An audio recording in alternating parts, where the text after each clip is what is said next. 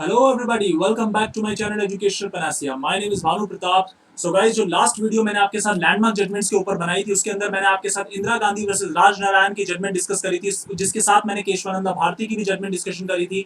तो अगर अभी तक आपने मेरे चैनल को सब्सक्राइब नहीं किया तो गाइस प्लीज मेरे चैनल को सब्सक्राइब जरूर करें और डिस्क्रिप्शन बॉक्स एक बार जरूर चेक करें। मैंने सीआरपीसी के ऊपर 28 वीडियोस बना रखी है। एविडेंस के ऊपर मेरा कंटेंट रेगुलरली आ रहा है। उसके अलावा सीपीसी पे मैं लाइव लेक्चर्स स्टार्ट करने वाला हूं और लेबर लॉस के ऊपर मेरी 60 प्लस वीडियोस आपको अवेलेबल हो जाएंगी। आप मेरे को यहाँ पे फॉलो कर सकते हैं, आप स्क्रीन पे देख सकते हैं। और जिसके अलावा आप मुझे टेलीग्राम पे जरूर ज्वाइन करें ताकि मैं आपको जो भी अपडेट्स हो वो मैं प्रोवाइड कर सकूं अपने चैनल के रिगार्डिंग। और आज जो हम जजमेंट करने जा रहे हैं that is about the Minerva Mill judgement. और इसके अंदर सुप्रीम कोर्ट ने जुडिशियल रिव्यू को हाईलाइट किया as a basic structure of the constitution. तो जिन लोगों ने अभी तक मेरी पुरानी लैंडमार्क जजमेंट्स वाली वीडियो नहीं देखी, पार्ट सेकंड नहीं देखा, वो प्लीज जाके एक बार वीडियो जरूर देख लें। पहले मैं आपको एक बेसिक ग्राउंड बता देता हूं। बेसिक स्ट्रक्चर जो केशवानंदा भारती ने, जो बेसिक स्ट्रक्चर का डॉक्ट्रीन है, जो केशवानंदा भारती के जजमेंट में वर्सेस स्टेट ऑफ केरला के जजमेंट में ले डाउन किया गया 24 अप्रैल 1973 को, उसके अंदर सुप्रीम कोर्ट ने कहा कि कुछ ऐसे स्ट्रक्चर होते हैं जिनको आप अमेंड नहीं कर सकते। मतलब कि कॉन्स्टिट्यूशन को अमेंड करना, आर्टिकल 368 की पावर जो कॉन्स्टिट्यूशन में मेंशन है, अमेंडिंग पावर जो है, उसको आप यूज करिए। पार्लियामेंट को कोई यूज करने पे जो सुप्रीम कोर्ट है उसने कोई ऑब्जेक्शन रेज नहीं किया, मगर सुप्रीम कोर्ट का यह कहना था कि आप बेसिक स्ट्रक्चर को नहीं छेड़ सकते। क्या बेसिक स्ट्रक्चर है? फेडरलिज्म बेसिक स्ट्रक्चर है, सेकुलरिज्म बेसिक स्ट्रक्चर है, सोशलिज्म बेसिक स्ट्रक्चर है, minority fundamental rights basic structure है, माइनॉरिटी के जो राइट्स हैं वो बेसिक स्ट्रक्चर है, हमारा पार्लियामेंट्री सिस्टम एक बेसिक स्ट्रक्चर है, सेपरेशन ऑफ पावर एक बेसिक स्ट्रक्चर है। तो ये सारे हमारे बेसिक स्ट्रक्चर हैं। तो आप एज अ पार्लियामेंट ऐसा कोई लॉ नहीं ब्रिंग इन कर सकते जिससे आप इनको एब्रोगेट करने की कोशिश करेंगे। तो मिनर्वा मिल्स के अंदर इसी चीज को आगे फर्दर किया गया। और यहां पे हुआ क्या, पहले मैं आपको एक आइडिया दे देता हूं। यहां पे एक पिटीशन फाइल करी गई। जो मिनर्वा मिल्स थी इसकी मैनेजमेंट को टेक ओवर कर लिया गया Sikh textile undertaking nationalisation act 1974।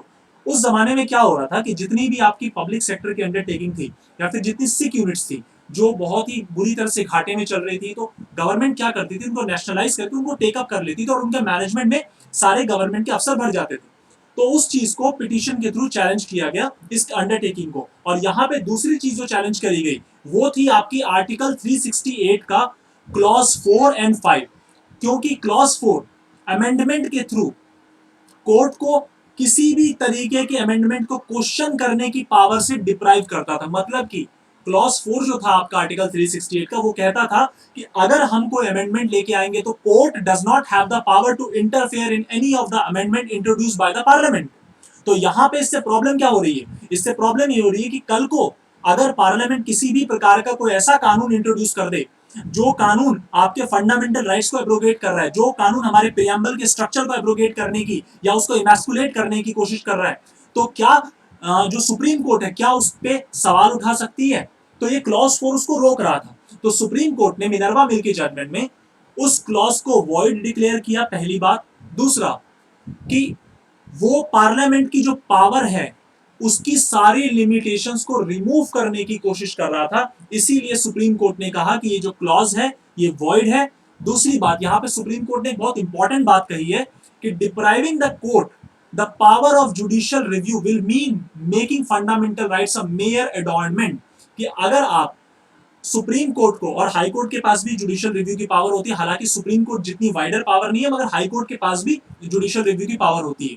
तो अगर आप कोर्ट को जुडिशियल रिव्यू की पावर से वंचित रखते हैं, उसको डिप्राइव करते हैं, तो इसका मतलब फंडामेंटल राइट मेयर एक एडॉर्नमेंट रह जाएगा, एक गहना रह जाएगा। वो एक इस तरीके के राइट रह जाएंगे कि जिनका कोई रेमेडी अवेलेबल नहीं है। They will be rights without the remedies. तो वहां पे सुप्रीम कोर्ट ने जुडिशियल रिव्यू की इंपॉर्टेंस को मिनर्वा मिल्स में ले डाउन करते हुए कहा कि judicial review is a basic structure of the constitution. कि आप कोई भी ऐसा लॉ लाने की कोशिश नहीं करेंगे, आप कोई भी ऐसा लॉ ब्रिंग इन करने की कोशिश नहीं करेंगे जिसके थ्रू आप जुडिशियल रिव्यू को एब्रोगेट करने की जो पावर है सुप्रीम कोर्ट की या हाई कोर्ट की, उसके जुडिशियल रिव्यू के पावर को आप कट डाउन करने की, ट्रिम करने की कोशिश करें। ऐसा कोई लॉ सुप्रीम कोर्ट उसको वैलिड करार नहीं देगा। अब एक सवाल उठता है कि क्या जुडिशियल रिव्यू होता है। देखिए, जुडिशियल रिव्यू का मतलब है कि कल को कोई भी कानून बनता है पार्लियामेंट में, तो कानून जब पार्लियामेंट में पास होता है तो बाकायदा एक लीगल प्रोसीजर है, उसके थ्रू पास होता है। पहले लोकसभा में जाता है, फिर राज्यसभा में जाता है, फिर प्रेसिडेंट के पास असेंट के लिए जाता है। अगर कोई मनी बिल है तो मनी बिल सीधा लोकसभा में ही पास होता है, उसके बाद राज्यसभा में जाता है, लेकिन राज्यसभा में वो उसका कोई मतलब नहीं होता क्योंकि वहां पे उसमें वोटिंग नहीं होती। राज्यसभा को 14 डेज के अंदर मनी बिल वापस करना पड़ता है। तो जो भी कानून एक प्रॉपर लीगल प्रोसेस से आता है, मगर क्या वो कानून सही है या वो कानून सही नहीं है, अगर उस कानून में कोई फॉल्ट है, उस कानून में किसी भी प्रकार की कोई प्रॉब्लम है, तो उसको कैसे रेक्टिफाई किया जाएगा। अगर वो कानून किसी भी प्रकार के हमारे फंडामेंटल राइट्स को छीनने की कोशिश कर रहा है, तो उस पर कौन नजर रखेगा? तो सुप्रीम कोर्ट उस पर नजर रखेगा अपनी जुडिशियल रिव्यू के पावर के थ्रू, और वो ये इंश्योर करेगा कि हमारा जो कॉन्स्टिट्यूशनल वैल्यूज हैं वो किसी भी प्रकार से टेक अवे ना हो, किसी भी प्रकार से एब्रिज ना हो पार्लियामेंट के बनाए हुए किसी लॉ के द्वारा।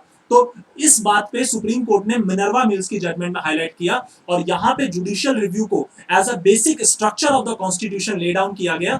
हालांकि जुडिशियल रिव्यू की जो चर्चा है वो ऑलरेडी केशवानंदा भारती में हो चुकी थी, मगर अगर मैं इंफैटिकली स्टैब्लिश होने की बात करूं तो यहां पे सुप्रीम कोर्ट ने उसको स्टैब्लिश किया था।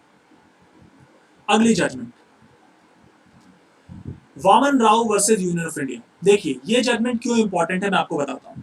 ये जजमेंट में कट ऑफ डेट सेट करी गई। अब वो कट ऑफ डेट क्या है पहले वो समझते हैं, उससे पहले हम जरा फैक्ट समझ लेते हैं। इस वाली जजमेंट के अंदर सुप्रीम कोर्ट में महाराष्ट्र एग्रीकल्चर लैंड सीलिंग और होल्डिंग एक्ट को चैलेंज किया गया, और क्योंकि इस एक्ट को 9th शेड्यूल में डाल दिया गया था, कॉन्स्टिट्यूशन में लास्ट में किताब जब खत्म हो जाती है आर्टिकल 395 के लास्ट में शेड्यूल्स लगे, तो आर्टिकल आपके शेड्यूल 1 से लेकर शेड्यूल 12 तक अलग अलग शेड्यूल्स हैं। जैसे एक शेड्यूल आपका म्यूनिसिपैलिटी के ऊपर बात करता है, एक शेड्यूल आपकी पंचायत के पावर्स के ऊपर बात करता है, एक शेड्यूल आपकी लिस्ट है कंकरेंट लिस्ट, यूनियन लिस्ट, आपकी स्टेट लिस्ट के बारे में बात करता है। वेराज एक जो 9th शेड्यूल है वहां पे आपको वो कानून मिलेंगे जो स्टेट जो गवर्नमेंट्स हैं वो पास करके उसको 9th शेड्यूल में डाल देती हैं। अब 9th शेड्यूल से क्या फायदा था और इसको क्यों बनाया गया था उसको समझते हैं। जब मैंने आपको शंकरी प्रसाद की जजमेंट बताई थी, तो वहां पे 9th शेड्यूल को इंट्रोड्यूस इसलिए किया गया कि वहां पे जो जो कानून होंगे, वहां मतलब किसमें, 9th शेड्यूल में जो जो कानून होंगे, that will not be subject to the judicial review. इसका मतलब that will not be subject to the judicial scrutiny.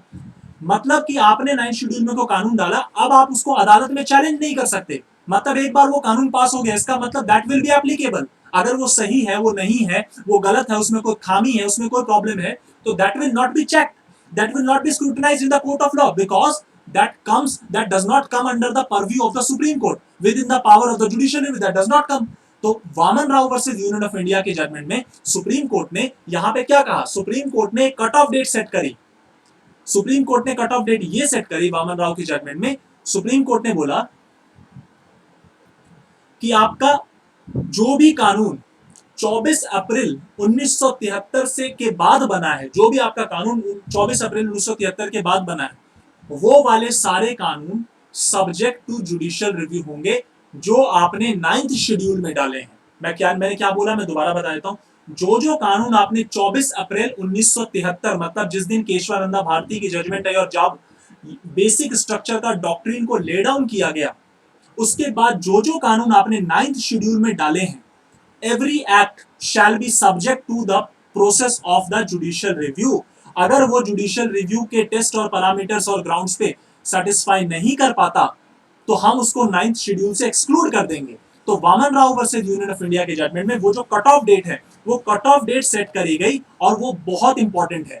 दूसरी चीज, यहां पे सुप्रीम कोर्ट ने बोला कि जो भी एक्ट और रेगुलेशन आपके 9th शेड्यूल में है, up till the landmark case of Keshwananda will receive the full protection of 31B। इसका मतलब कि कोई दिक्कत नहीं है अगर वो वाले जो कानून 24 अप्रैल 1973 से पहले तक के हैं वो तो 9th शेड्यूल में रह सकते हैं, मगर उसके बाद के कानून अगर बेसिक स्ट्रक्चर को एब्रोगेट कर रहे होंगे, अगर वो बेसिक स्ट्रक्चर को जो डैमेज कर रहे होंगे, जो केशवानंदा भारती का जो मेन लॉ लेट डाउन था, जो मेन रेशियो लेट डाउन थी, वो यही थी कि अगर वो उसको एब्रोगेट या डैमेज करने की कोशिश करेंगे, तो वहां पे हम उनको हटा देंगे 9th शेड्यूल से, using the process of the judicial review. तो Waman Rao is very important from this perspective. Now coming upon this another very landmark case, AK Roy versus Union of India. यहां पे हुआ क्या देखिए, 44th अमेंडमेंट के अंदर सेक्शन 1 क्लॉज 2 हमने पास किया और सेंट्रल गवर्नमेंट को एम्पावर किया कि सेंट्रल गवर्नमेंट अमेंडमेंट की डेट को नोटिफाई कर सकती है। मतलब कि पार्लियामेंट ने पास, पार्लियामेंट एक क्या है, लेजिस्लेटिव बॉडी है, सेंट्रल गवर्नमेंट आपकी एक एग्जीक्यूटिव बॉडी है, ध्यान रखना। तो लेजिस्लेटिव बॉडी ने कानून पास किया और उसी कानून के अंदर हमने मेंशन कर दिया कि ये जो 44th अमेंडमेंट है जो 1978 में आई थी, तो उसमें कुछ पावर थी, ठीक है। तो आर्टिकल 22 जो हमारा है, हमने उसको लिबरलाइज किया। लिबरलाइज कैसे किया? जब मोरारजी देसाई की सरकार आई 1977 में, इंदिरा गांधी की सरकार चली गई, जनता पार्टी की सरकार है जिसके प्राइम मिनिस्टर मोरारजी देसाई बने, तो सबसे पहला काम उन्होंने 1978 में क्या किया? 44th अमेंडमेंट पास करी। ध्यान रखना, वेरी इंपॉर्टेंट। 1976 में 42nd अमेंडमेंट पास हुई थी जो इंदिरा गांधी की गवर्नमेंट में किया गया था जब इमरजेंसी चल रही थी, और 42nd अमेंडमेंट को मिनी कॉन्स्टिट्यूशन भी कहा जाता है। वेयर एज जो 44th अमेंडमेंट है आपकी, वो 1978 में मोरारजी देसाई की सरकार में पास करी गई थी। तो उस जमाने में इंपॉर्टेंट जो याद रखने वाली बात है आपके लिए वो ये है कि 44th अमेंडमेंट में काफी सारी चीजें जो 42nd अमेंडमेंट की प्रॉब्लम थी उनको रेक्टिफाई किया गया था। तो उसी अमेंडमेंट के अंदर सेंट्रल गवर्नमेंट को पावर दिया गया कि ये जो अमेंडमेंट है ये कब से अप्लाई होंगी, इनकी डेट्स नोटिफाई सेंट्रल गवर्नमेंट करेगी।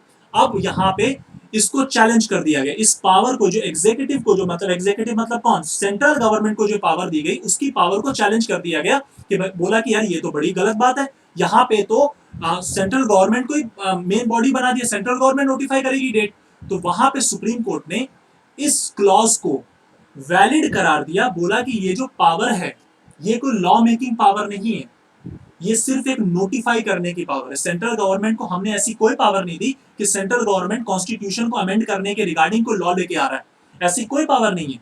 यहाँ पे सिर्फ एग्जीक्यूटिव, जो सेंट्रल गवर्नमेंट है, जो एग्जीक्यूटिव बॉडी है, उसको हमने सिर्फ इतनी पावर दी कि कानून हमने पास कर दिया, लेजिस्लेटिव बॉडी ने पास कर दिया, अब उसको कब इंट्रोड्यूस करना है, उसको नोटिफाई कब करना है और उसको देश में एप्लीकेबल कब करना है, मतलब आर्टिकल 22 में कुछ रिलैक्सेशन दी गई थी, उसको कब अप्लाई करा जाएगा, ये चीज सेंट्रल गवर्नमेंट डिसाइड कर लेगी। और सुप्रीम कोर्ट ने एक इंटरेस्टिंग पॉइंट बोला कि अगर सेंट्रल गवर्नमेंट ब्रीच करती है ट्रस्ट का, लेजिस्लेटिव पावर जो उसको मिली है उसका ब्रीच करती है, तो उससे पावर छीन ली जाएगी, कोई दिक्कत नहीं है।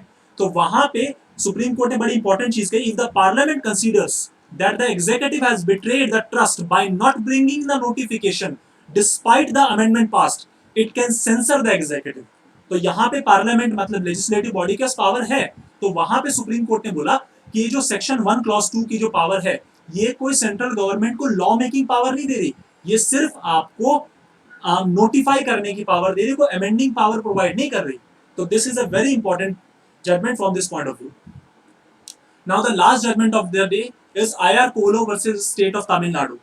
इसको हम 9 जज बेंच के नाम से भी जानते हैं और 9 शेड्यूल केस के नाम से भी जानते हैं, बड़ी सारी नाम है इसके।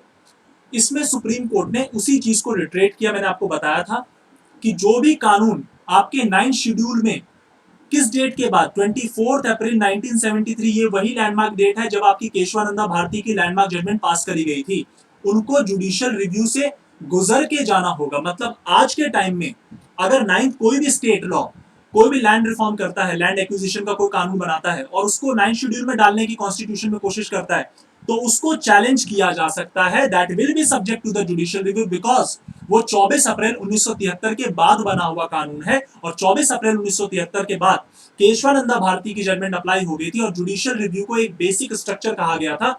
दूसरी चीज, सुप्रीम कोर्ट ने कहा कि 9th शेड्यूल में आप ऐसा कोई भी लॉ नहीं बना सकते जो हमारे बेसिक स्ट्रक्चर को एब्रोगेट करने की कोशिश किया करेगा। और जो यहाँ मिनर्वा मिल्स के अंदर जुडिशियल रिव्यू की इंपॉर्टेंस पे सुप्रीम कोर्ट ने बात करी थी, सेम बात को सुप्रीम कोर्ट ने 2007 में आईआर कोलो में भी रिट्रेट किया और बोला कि judicial review is an important tool to protect the primacy of the constitution against what, against the breach of power by the legislature and executive. तो this is the judgment of IR Coelho, जिसके साथ आज की मैं judgement की class rap कर रहा हूँ। ये थर्ड पार्ट था लैंडमार्क जजमेंट्स का। आप मेरे चैनल एजुकेशन पेनेशिया को जरूर सब्सक्राइब करें और देखते रहें, और मेरी आप पार्ट 1 पार्ट 2 भी जरूर देख सकते हैं। Thank you so much for giving your precious time to me. Thank you very much.